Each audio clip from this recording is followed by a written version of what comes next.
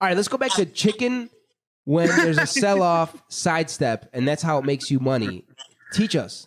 How can we make some cheddar if someone wanted to be more active with their small portion to sidestep sell-offs and be a chicken? What does that mean? Well, for me, I watch more technical type stuff. So here's where we get a little bit inside baseball, but watching price action, watching for prices to break down on volume, or the opposite, watching for maybe we've been selling off. Let's take this year as an example. We had a pretty volatile summer. The sell-offs started in May, Right. and it got really choppy. Right. And I started to reduce risk in May. Oh, saying I'm having a hard time making money. I'm going to take smaller positions. If I've made money, maybe I'll trim off, and if I've lost money, maybe I'll kick it out. But started to be a little bit more cautious as things were selling. And would you sell some individual stock positions and then go into cash and just kind of hide in the cave till the rain passed? I did. Now this is trading, and this is not how you make money investing. If you do this investing, you're never going to make any money. Right. But on the trading side, yeah, that's what I did. And then in July, things started to recover, and I started to put money to work, and it started to make money. But then rug gets pulled out from under again. So I said, I'm it's not time yet.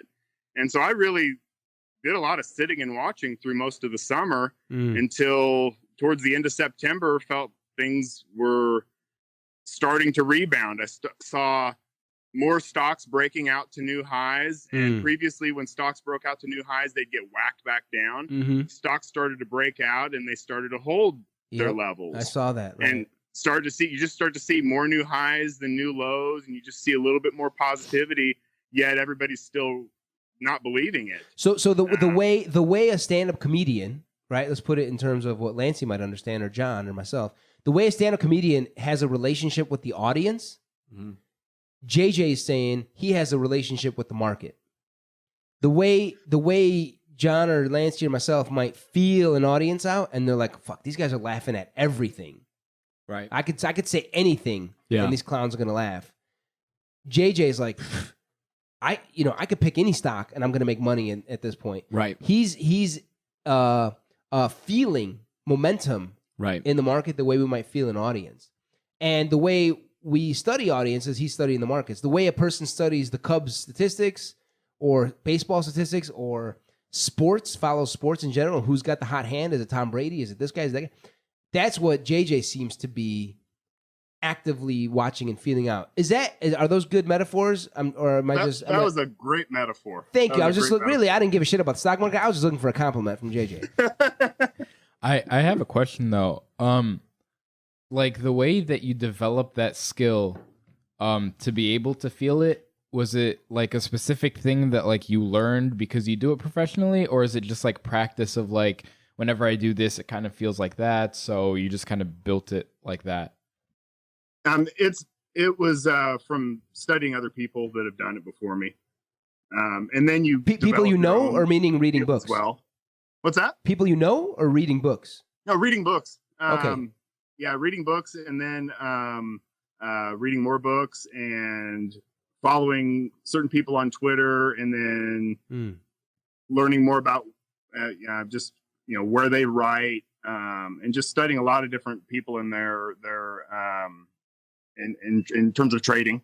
Do you have some favorite books that you read that taught you how to begin to feel the market the way we might feel an audience? Yeah, the first book that I'd say you want to read if you're thinking the trading side versus the investing side, it's called How to Make Money in Stocks by William O'Neill.